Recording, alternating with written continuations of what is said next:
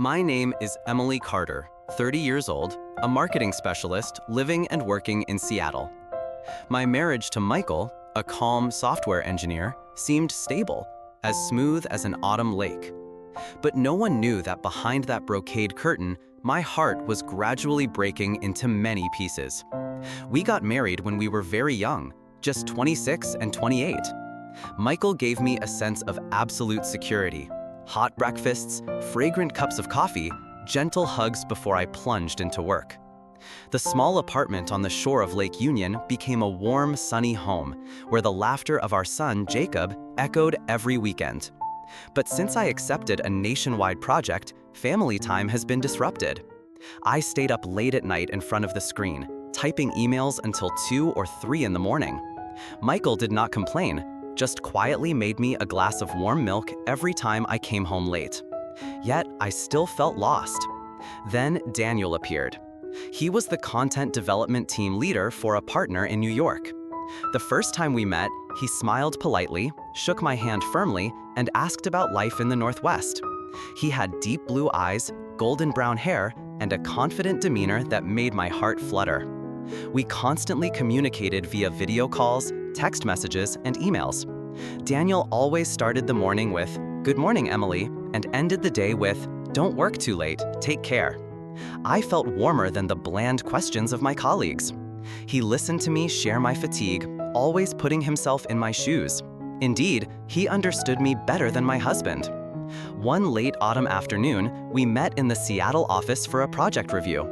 Daniel invited me for coffee, then led me to the balcony corner to watch the sunset over the Puget River. The cold wind blew through the pine trees, rustling. "The cold wind blew through the pine trees," he coaxed.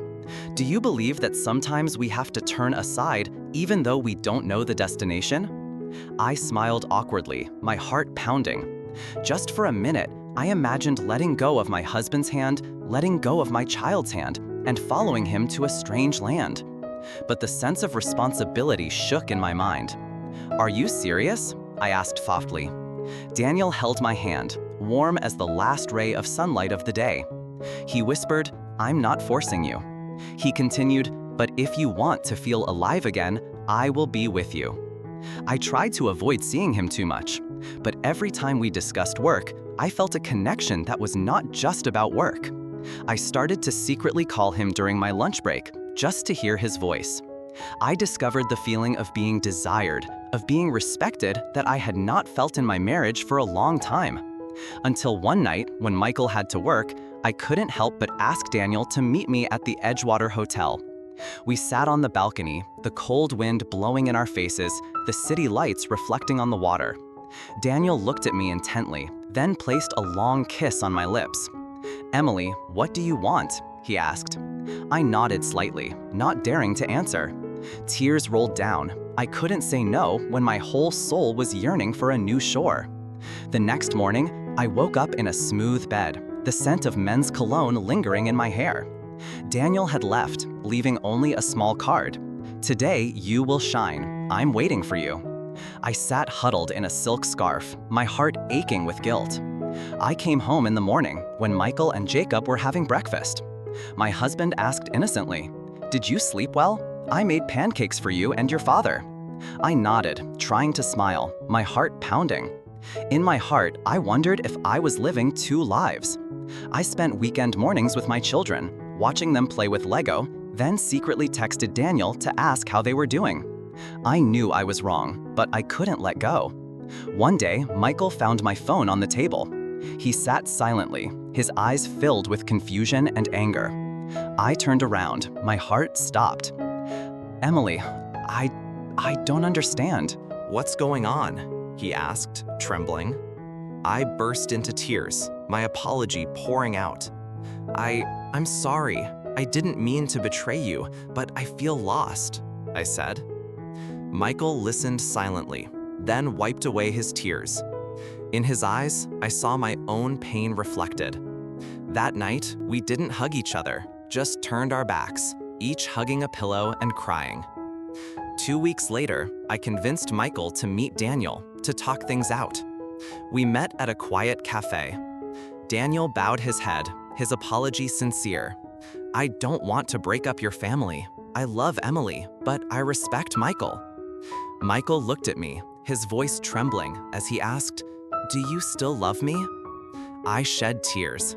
"I love you, but I also love Daniel. I am lost." Silence enveloped the three of us. Michael sighed. "If you can't choose, then we will be lost." I bowed my head, my heart aching. I asked myself, do I have the courage to choose my own happiness or return to the safe but boring days? In the end, I chose to stay with Michael because of the vows and for Jacob.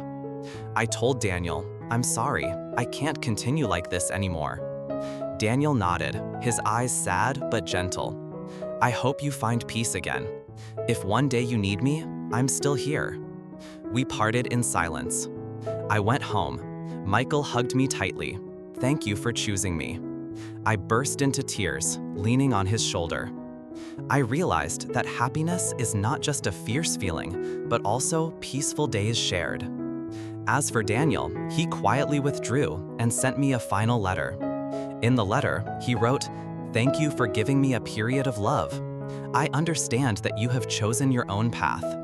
I wish you and your family happiness."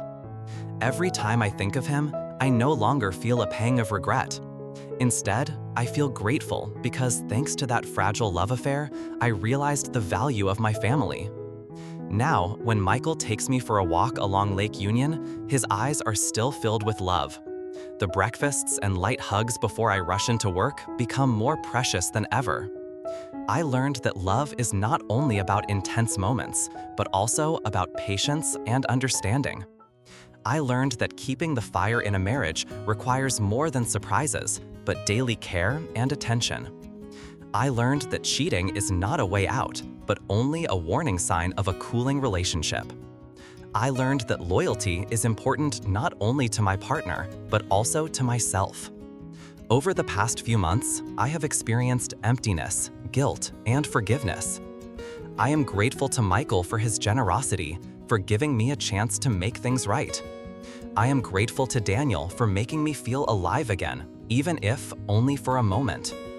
I am grateful to myself for being brave enough to face the truth and choose the difficult path. Today, I am sitting by the living room window, watching the bright spring sunlight on the lake. Little Jacob is running around on the lawn, his laughter melting all my worries. Michael puts his hand on my shoulder, smiling without words, but it is warm enough. I realize that home is not a place without arguments, but a place where we heal after every storm. I promise myself to maintain open conversations and not let the distance grow. I promise to share my stress and fatigue with Michael instead of keeping it a secret. I promise to take time for myself, to nurture my personal passions. I promise to love myself enough to never lose my way again. I promise to cherish the simple yet profound love that I am lucky to have. The journey of marriage is still full of thorns, but I am ready to move forward with Michael and Jacob. And so, the wound can close to make room for hope. Life continues. I believe that love and forgiveness will bring us to a new shore of happiness. Dear friend, thank you for taking the time to follow the story. Don't forget to like and subscribe to the channel to support us.